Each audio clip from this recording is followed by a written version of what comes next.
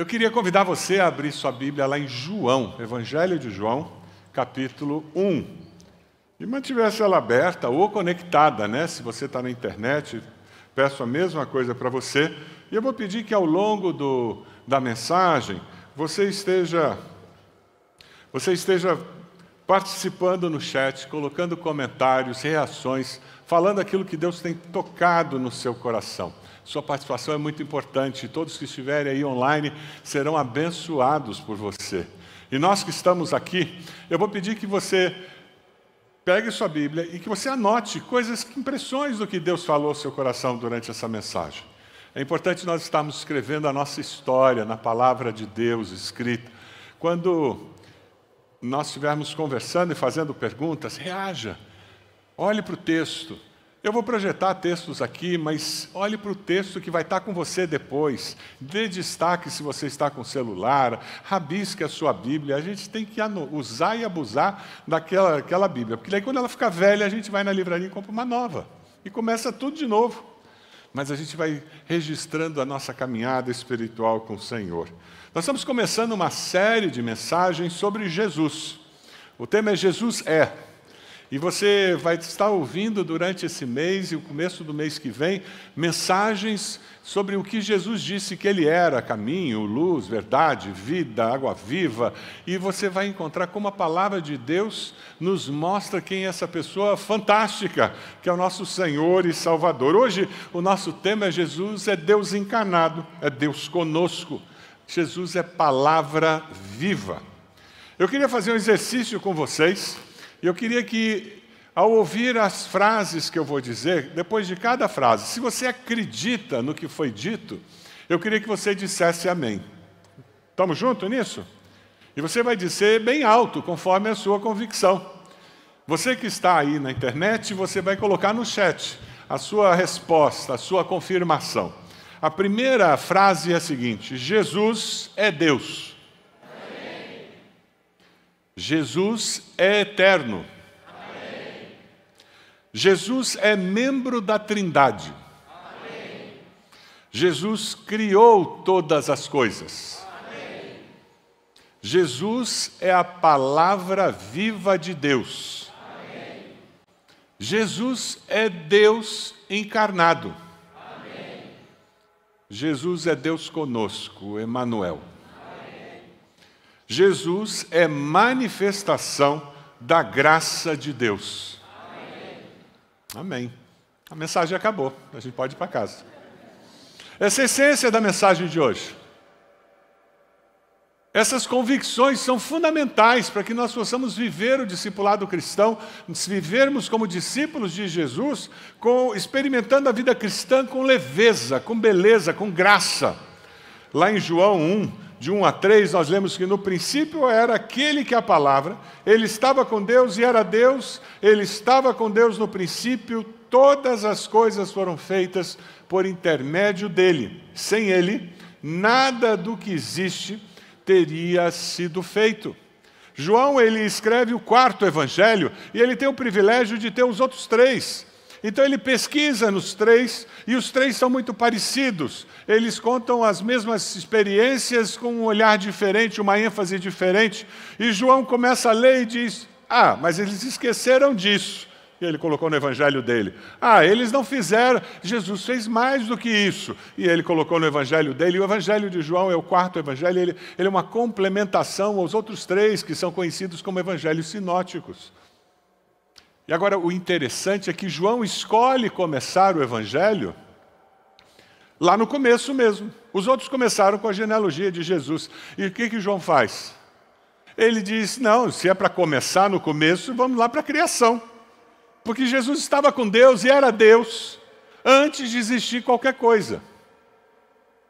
E foi assim que ele começou o evangelho dele, para nos ajudar a entender quem é esse Jesus. Um garoto estava passeando com o pai no parque, e de repente ele vira para o pai e diz assim: pai, qual é o tamanho de Deus? Quem tem filho sabe que de vez em quando vem esses tiros, né? Pai, qual é o tamanho de Deus? Você já pensou no tamanho de Deus? E aquele pai, segurando a mão do filho, ficou pensando, aí vendo um avião lá no céu, ele disse: meu filho, você está vendo aquele avião? Qual é o tamanho daquele avião? Ele olhou e disse: ih, pai, é bem pequenininho, né? A gente quase não vê. Aí o pai levou o filho até o carro, foi até o aeroporto. Chegou no aeroporto, ele conseguiu chegar na janela e ver aquele avião. Sabe aquele avião transcontinental que viaja 16 horas sem parar? É imenso. Você já viu um daqueles? E o menino olhando aquilo, o pai disse: meu filho, qual é o tamanho do avião? O menino disse: pai, ele é enorme. Uau! E o pai se abaixou para ficar no nível dos olhos do filho e disse: meu filho, assim é com Deus. Quanto mais perto nós estamos de Deus, maior Ele é.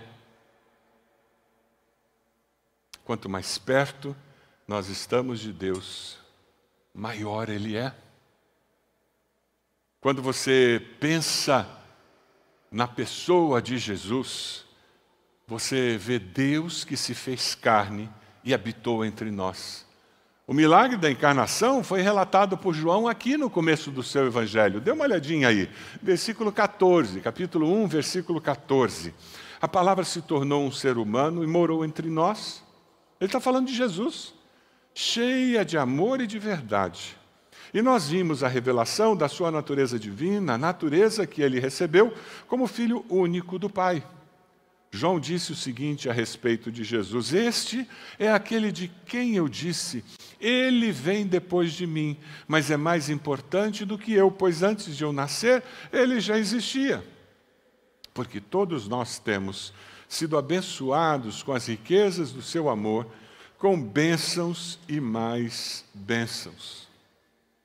Jesus é a palavra viva de Deus que se fez carne e habitou entre nós. Jesus é o Logos de Deus. Se você vai no original do texto de João, ele usa a palavra Logos para dizer que ele é o Logos de Deus. É a palavra de Deus encarnada. Quem tem Bíblia física aí? Levanta a mão. Olha lá. E quem tem no celular agora? Essa palavra que está na sua mão é a palavra viva de Deus escrita. É por isso que nessa igreja nós enfatizamos tanto a palavra de Deus ser pregada desse púlpito. Nós temos classes de escola bíblica para que as pessoas conheçam mais essa palavra. É por isso que nós enfatizamos tanto a importância de nós lermos diariamente essa palavra. Você já fez parte do Clube da Bíblia? Está participando? Você vai ter oportunidade de, com o teu celular, acessar aqui um QR Code e conseguir entrar em contato com esse ministério que é precioso demais. É um ministério que nos ajuda a perseverar no propósito de ler a Bíblia, de ler o Novo Testamento, de estar em contato com essa palavra. Porque quanto mais perto da palavra, maior é o avião. Mais consciência eu tenho do tamanho do meu Deus. O versículo 10 de João 1 diz: aquele que é a palavra que estava no mundo, e o mundo foi feito por intermédio dele. Mas o mundo não reconheceu aquele que é a palavra, tornou-se carne e viveu entre nós. Deus se fez homem e habitou entre nós. Quando você gasta tempo, investe tempo para conhecer melhor a palavra, e é por isso que nos nossos pequenos grupos, o que nós fazemos? Nós conversamos sobre a palavra. O que nós queremos é cada dia estar mais próximo desse Deus, porque a nossa consciência de quem é o nosso Senhor e Salvador será mais aguçada. E nós vamos ter a oportunidade de ver a glória de Deus se manifestando nas nossas vidas. Versículo 14, o apóstolo João diz: vimos a sua glória, glória como do unigênito vindo do Pai. Eu vi a glória de Deus no dia da minha conversão, você viu? Quando meus filhos nasceram, eu vi a glória de Deus. Haja coração para viver aquele momento, não é verdade? Quantas respostas de oração ao longo da vida em que eu vi a glória de Deus. Você não tem respostas de oração de Deus na sua vida, na sua família, na sua vida profissional, e você diz, se não fosse Deus... Quando eu escuto sobre o Projeto Ancorar, quando eu escuto sobre o CR, quando eu escuto sobre os discipulados que acontecem em nossa igreja, apoio a refugiados, eu vejo a glória de Deus em tudo isso. Você não vê? Ah, como é bom nós percebemos um Deus que nos ama e que se manifesta a nós. Talvez você conheça de cor João 3,16. Você conhece de cor? Então você pode dizer junto comigo? Porque Deus amou o mundo de tal maneira que deu seu Filho unigênito para que todo aquele que nele crê não pereça, mas tenha vida eterna. Jesus é Deus encarnado que habitou entre nós durante 33 anos. Por quê? Porque Deus amou você. Se você fosse a única pessoa em toda a história humana a tornar-se um discípulo de Jesus, mesmo assim Jesus viria a este mundo. É maravilhoso pensar nisso. Porque Deus amou você. Ele enviou o seu Filho. Ele veio até nós e Ele nasceu como nós nascemos. Ele foi criança como nós fomos. Ele foi adolescente e jovem como nós fomos. Jesus veio até nós e Ele foi um homem viril como nós homens aqui vivemos. Ele fez tudo isso com toda a sua humanidade, porém sem pecado. Aleluia! É por isso que Ele pode ser Salvador. Ele veio, Ele viveu plenamente a humanidade e Ele nos mostrou que é possível, sim, viver e agradar a Deus. O Eterno veio até nós e Ele fez isso por amor. Ele veio até nós para ser o seu Salvador. Um comentarista faz uma afirmação que eu queria compartilhar com vocês. Ele disse, o Filho de Deus, Jesus, tornou-se o Filho do homem para que Ele pudesse mudar os filhos dos homens em filhos de Deus. Fique olhando para esse texto e deixe essa mensagem penetrar na sua mente e chegar lá no seu coração. O Filho de Deus, Jesus, tornou-se filho do homem para que Ele pudesse mudar os filhos dos homens em filhos de Deus. A palavra viva de Deus traz vida à nossa vida. Aleluia! A palavra viva de Deus traz vida à nossa vida. Quando a palavra viva de Deus intervém na história da nossa vida, a glória de Deus é manifestada nos detalhes, nas circunstâncias, nos nossos pensamentos, nas nossas ações. A pergunta é se você deseja que essa palavra viva venha se manifestar na sua vida. Quem sabe você precisa pedir hoje, Deus, eu quero que o Senhor manifeste a sua glória na minha casa, no meu lar. Nós precisamos dessa percepção da presença, da grandeza, da imensidão do Senhor. Quem sabe é lá naquele ambiente de trabalho. Os professores que vieram aqui, quem sabe é lá na sua sala de aula. Eu preciso, Deus, que a tua glória seja manifestada ali. Talvez você esteja dizendo, eu preciso que na minha família estendida, a presença, a glória do Senhor seja manifestada para que nós possamos perceber a grandeza e o amor de Deus. Porque quanto mais essa glória se manifesta, mais claro fica na nossa mente que Jesus era Deus e ao mesmo tempo homem. E quando nós pensamos nessa realidade, isso faz...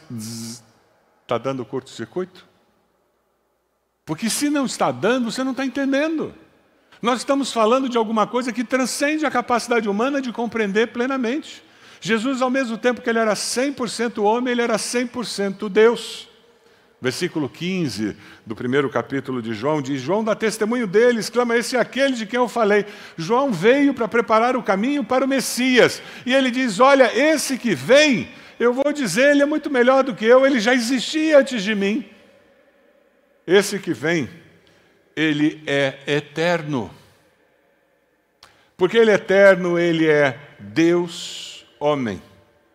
O texto que nós lemos lá no começo, os primeiros 2 versículos de João 1, eles falam sobre isso. No princípio era aquele que é a palavra, ele estava com Deus e era Deus. Ele estava com Deus no princípio. Todas as coisas foram feitas por intermédio dele. Sem ele, nada do que existe teria sido feito.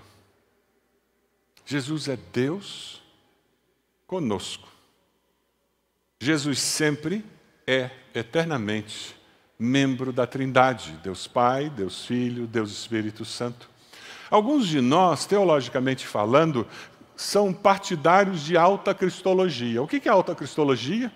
É uma ênfase na divindade de Jesus. E existem grupos cristãos no mundo que tratam Jesus como Deus e ficam só no Deus. Inatingível, impossível de aprender com ele. Mas ele também era Deus, por isso que ele não pecou. Mas existe um outro contraste que vem, são aqueles que adotam uma baixa cristologia, em que a ênfase está na humanidade de Jesus. Jesus é um grande filósofo, pensador, um grande líder, um criador de uma religião. Já ouviu pessoas que falam isso de Jesus? A cristologia deles é focada no lado humano de Jesus. Quando você lê as Escrituras, você é desafiado por Deus a unir essas duas realidades e ter o Salvador, alguém que é 100% homem e 100% Deus. Quando nós entendemos esse processo, nós começamos a ver o valor do que Jesus fez por nós, morrendo na cruz, pelos nossos pecados, e a garantia de que a salvação dele é eterna e garantida porque ele é Deus. Jesus não foi uma ideia extemporânea de Deus quando ele viu o problema do pecado. Ele estava olhando ali Adão e Eva e disse: agora, o que eu faço? Vou criar Jesus. Alguns de nós têm essa fantasia na mente, embora não verbalize, mas pensa com essa estrutura mental. Antes de tudo existir, Jesus já existia, porque ele era Deus. É por isso que nós lemos lá em Gênesis, o texto dizendo para nós: então disse Deus, façamos o homem à nossa imagem. Façamos, é plural.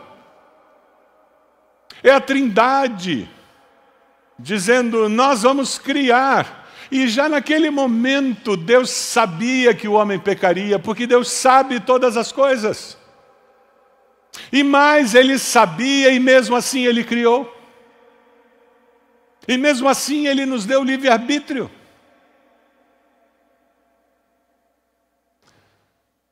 E lá na Trindade houve um consenso, uma estratégia que é traçada para reparar essa rebeldia do ser humano. Muitos de nós têm dificuldade de lidar com esse conceito da Trindade. É um dos conceitos mais complexos do cristianismo. E, de novo, são aquelas coisas que quando você começa a pensar, a refletir e avaliar, tem que fazer zzz, porque se não fizer zzz, você não está entendendo. Porque é um conceito que transcende a nossa capacidade lógica. Eu li uma história muito interessante de Agostinho, alguns chamam de Santo Agostinho. Agostinho é da igreja primitiva, lá no começo, ele, um grande teólogo, ele estava caminhando na praia, refletindo sobre a Trindade. Todo mundo faz isso, né? Você não faz isso quando passeia na praia, assim, fica refletindo sobre a Trindade? Coisa de teólogo mesmo. E ele caminhando na praia e pensando sobre a Trindade, tentando resolver alguns temas, ele vê um menino abaixado, com uma concha na mão, cavando um buraco na areia. Ele para e diz: o que é isso, menino? E o menino diz: um buraco. Ele se levanta e vai no mar. e volta com a concha cheia de água e joga no buraco. Se levanta e retorna para o mar. Quando ele vai retornar para o mar, Agostinho vira para ele e diz: menino, o que você está fazendo? Eu vou colocar toda a água do mar nesse buraco que eu fiz. Eu vou colocar toda a água do mar nesse buraco que eu fiz. Agostinho relata dizendo que naquele momento ele entendeu que ele estava tentando fazer a mesma coisa que aquele menino, tentando encontrar as respostas lógicas, razoáveis, para explicar a Trindade. E ele disse: o conceito da Trindade não cabe na moldura da lógica comum. E ela também não pode ser analisada plenamente pelo nosso intelecto apenas, porque é uma realidade que transcende a nossa realidade. É por isso que eu digo que você tem que estar entendendo um pouquinho quando faz zzz, dá um pouquinho de curto-circuito no cérebro. Porque não cabe na lógica humana. O vivermos com essa certeza de que Jesus é Deus muda a nossa relação com Ele. Porque Jesus sempre existiu, Ele conhece a história da sua vida. Ele sabe das suas lutas e Ele já sabia as decisões que você tomaria. E na graça e amor dele, Ele já procurou preparar caminhos para que você possa sair das encrencas que você criou para você mesmo. Nesse tempo de incertezas que nós temos vivido, de luto, de dor, é importante sabermos quem somos nós, seres humanos, e quem é o nosso Deus, quem é o nosso Salvador. Ele conhece a sua história. Ele ama você. Ele sente as suas dores e conforta você. Ele tem o seu futuro nas suas mãos.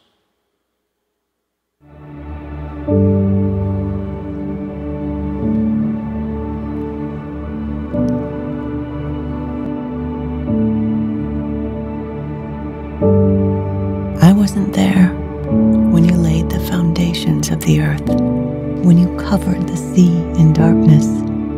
I can't command the dawn to appear or walk the full length of the earth. I've not beheld your power at the gates of death, and I wasn't there when the morning stars sang together and all the angels of heaven shouted for joy. But in my weakness, I feel your strength. I trust in you. For through you, from you, and to you are all things. Esse é o Deus. Esse é o Deus que nós servimos. É o Deus que nós aprendemos a amar. Confie nele. Descanse no Deus Criador. Descanse na segurança de que Jesus está no controle da sua história. Descanse, Deus ama você com amor eterno. E Jesus vem para provar esse amor eterno. Deus nos ama com amor incondicional. Deus nos atrai para si com a sua benignidade. Ele está cuidando de você. Ele está cuidando daquelas pessoas amadas por você. Independente das circunstâncias da vida, independente das lutas que você esteja passando, Jesus disse: no mundo tereis aflições, mas tenha bom ânimo, porque eu venci o mundo. Deus nunca disse que essa vida seria fácil, mas Ele sempre disse que Ele seria a rocha onde nossos pés estariam plantados. Ele sempre disse que Ele seria o nosso conforto. Ele sempre disse que Ele seria a razão da nossa existência.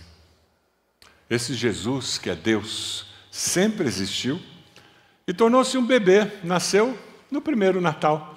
Daqui a pouco, mais uma vez, vamos comemorar o fato de que Jesus veio e se fez carne e habitou entre nós.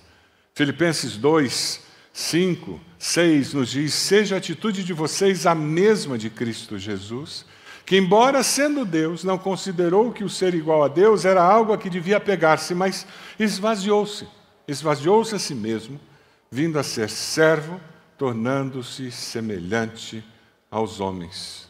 Esse é o grande contraste. Ele vem e ele vive como uma pessoa normal. Ele é criado por um pai e uma mãe. Um pai adotivo, uma mãe que o gerou no ventre. Ele cresce como uma pessoa normal. Ele se autolimita para mostrar para mim e você que Deus nos ama e que Deus tem um projeto de vida para nós. Um comentarista fez uma afirmação que eu trago para vocês: Jesus nunca deixou de ser Deus, embora fosse completamente homem. Você crê nisso? Você crê nisso? E quando você ora, quando você busca a Jesus, você vai com essa certeza de que Ele é Deus? Quando Deus, Criador de todas as coisas, sustentador de todas as coisas, vive a experiência da Trindade, Ele nos mostra a importância de relacionamentos. E Ele se revela a nós como Espírito Santo hoje. Ele se revelou através do Cristo encarnado. E Ele sempre nos mostra a imagem do Pai celeste. Melhor do que aquele melhor pai do mundo que alguns de vocês tiveram. E muito melhor do que aquele pai ausente, aquele pai que não preparou você para a vida. Deus Pai, Deus Filho, Deus Espírito Santo. Você crê nisso? É uma doutrina básica da fé cristã. E quando você entende esse conceito, fica mais fácil você perceber o conceito da graça de Deus. Favor imerecido que nós recebemos de Deus. Versículo 14 termina dizendo que esse Cristo que veio e manifestou a glória de Deus, ele veio cheio de graça e de verdade. O versículo 16 diz que todos recebemos da sua plenitude graça sobre graça. Jesus esvaziou-se a si mesmo para que eu e você experimentássemos o amor de Deus. Deus prova o seu amor para conosco em que Cristo morreu por nós, sendo nós ainda pecadores. Romanos 5:8. É impressionante quando nós começamos a entender isso, porque isso traz uma leveza para a vida cristã absurda. Isso faz com que a minha relação com Deus não seja um balcão de negócios, em que Deus, eu fiz isso, eu mereço alguma coisa a mais. Mas a nossa relação com Deus é baseada em graça. Num Deus que ama e ama infinitamente, e ama incondicionalmente, porque Ele é amor na sua essência. Deus não sente amor como eu e você, e não sente desamor como eu e você muitas vezes. Deus é amor na sua essência. Ele ama você de forma incondicional e atrai você para Ele. E quando você vive dessa maneira, você começa a entender que nada do que você faça fará com que Deus ame menos você. Você não consegue mudar a essência do amor de Deus. E também nos dá uma leveza tremenda, porque nada que eu deixe de fazer fará com que Deus me ame mais. Porque nenhum movimento meu humano altera o amor de Deus. Você já se sentiu amado incondicionalmente? Amado apesar de você? Amado apesar de você. Você não é amado de Deus porque você é bonzinho, porque você é honesto, é um bom marido, uma boa esposa. Você não é amado por Deus porque você tira boas notas na escola. Você não é amado por Deus porque você é honesto, não aceitou suborno. Você é amado por Deus porque você foi criado à imagem e semelhança dEle. Os quase 8 bilhões de habitantes da face da Terra são amados por Deus, porque foram criados à imagem e semelhança dEle. É interessante porque quando você começa a estudar o primeiro capítulo de João, você descobre algo incrível. Veja o versículo 12 aí. Contudo, aos que o receberam a Cristo, aos que creram em seu nome, no nome de Cristo, deu-lhes o direito de quê? Se tornarem filhos de Deus. Nós temos um mito na nossa sociedade. Todos são filhos de Deus. Já ouviu isso? Todo mundo, mas que coisa linda, termina tudo em pizza, que nem no Congresso Nacional. A Bíblia é muito clara que todos nós somos criaturas de Deus, amadas incondicionalmente por Deus. Mas alguns que se arrependeram dos seus pecados, confessaram Jesus como Senhor e Salvador. Alguns experimentarão o que significa ter um relacionamento de filho e pai. Você já se tornou filho de Deus, filha de Deus? Já teve esse momento na sua vida em que a glória de Deus invade a realidade e você começa a ver a vida diferente e você começa a experimentar o que a Bíblia diz, que se alguém está em Cristo é nova criatura, as coisas velhas já passaram, eis que tudo se fez novo? Quem recebe a Cristo como Salvador se torna filho ou filha de Deus. E esse é o meu desafio para você hoje. É o meu convite, em nome de Jesus, que você tome essa decisão ao lado dele, para começar a experimentar o que é ser amado incondicionalmente. É num relacionamento de pai e filho que você se aproxima dessa realidade que é infinitamente maior do que você, muito maior do que aquele grande jato. É nesse relacionamento pai e filho, pai e filha, que você percebe as suas limitações e você para de ficar tentando trazer a água do oceano para uma pocinha d'água. Porque você entende que você foi criado. O apóstolo Paulo, quando fala do amor de Deus, ele faz uma afirmação maravilhosa. Ele diz: o amor de Cristo nos constrange. Eu fico até meio sem graça de tão amado que eu sou. Mas sabe, na realidade, quando eu descubro esse amor que me constrange, a vida cristã fica mais leve. Eu não faço o que é correto para ganhar o favor de Deus, eu faço o que é correto porque é bom demais ter essa comunhão com Deus. Eu não abandono o pecado, eu não começo a fazer as coisas certas para ganhar o favor de Deus. Eu faço isso porque eu já me sinto amado e aceito por esse Deus. Um rabino faz uma afirmação muito interessante. Ele é um rabino messiânico convertido e ele diz: Jesus Cristo não tem nenhuma importância a menos que seja de suprema importância. Tudo começa quando eu me arrependo dos meus pecados e eu confesso Jesus como Senhor e Salvador. Você pode abaixar sua cabeça nesse momento, por gentileza? Feche seus olhos em oração. Eu queria falar com você que está aqui, que está ouvindo tudo isso sobre Jesus, e Deus está tocando no seu coração, e eu queria desafiar você, convidar você a fazer uma oração muito simples, que até uma criança faz. Mas é uma oração que abre esse relacionamento e faz com que você se torne filho ou filha de Deus. Diga: Senhor meu Deus, diga isso para Ele. Eu reconheço que o Senhor me ama. Diga isso para Ele. Eu te peço perdão pelos meus pecados. E eu me entrego ao Senhor. Eu desejo ser amado, ser amada por toda a minha vida. E viver com essa segurança. Eu confesso Jesus como meu Senhor e Salvador. A Bíblia diz: se confessares a Jesus como Senhor e Salvador com a tua boca serás salvo. Você fez essa oração? Enquanto todos ainda estão orando, levante a sua mão bem alta dizendo: pastor, eu fiz essa oração. Eu fiz essa oração, graças a Deus. Mais alguém? Levante sua mão bem alta, onde você está?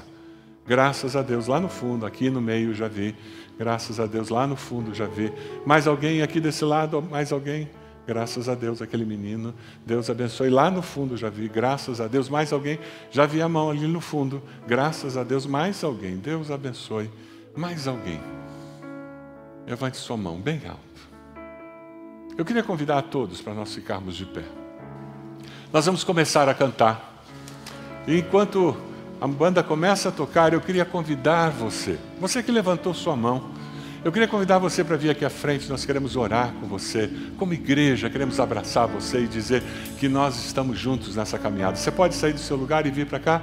Isso, já tem gente vindo. Saia do seu lugar, vem para cá. Nós queremos abençoar a sua vida, nós queremos orar com você. Graças a Deus. Fique aqui, por favor. Já vem alguém atender você. Graças a Deus, mais alguém. Pode vir. Temos várias pessoas chegando. Isso mesmo, pode vir. Aquela senhora, que Deus abençoe. Olha que alegria. Que alegria. Amém. Graças a Deus, graças a Deus, graças a Deus. Isso. Eles dois jovens aqui. Graças a Deus. Deus abençoe vocês. Aquela senhora, que Deus abençoe. Deus abençoe. Eu pecasse, pagaste o preço na cruz. Meus erros pesaram em teus ombros, me rendo a ti. Que posso dizer? Posso fazer se não entregaste, ó Deus, meu coração.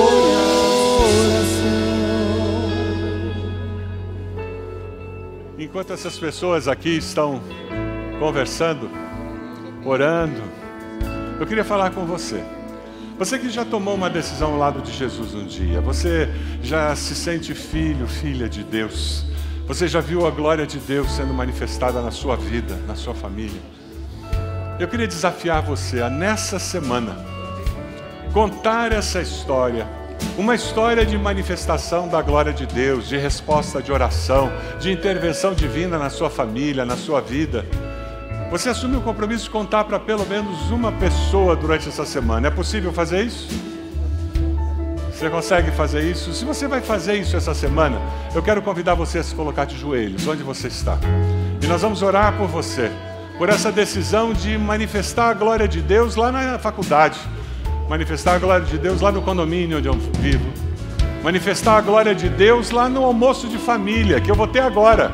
Eu vou me reunir com eles e Deus vai gerar uma oportunidade, você vai contar o que Deus fez. Você vai dar evidência do poder de Deus na sua vida, só isso. E o Espírito Santo de Deus usará essa sua palavra para abençoar, para promover transformação. Você que está aí na internet, coloque-se de joelhos aí na sua casa e assuma esse compromisso com o Senhor. Coloque alguma coisa no chat dizendo do compromisso que você fez. Entre em contato conosco através desse número que está aparecendo. Nós queremos abençoar a sua vida. Nós queremos ser instrumentos de Deus na sua vida.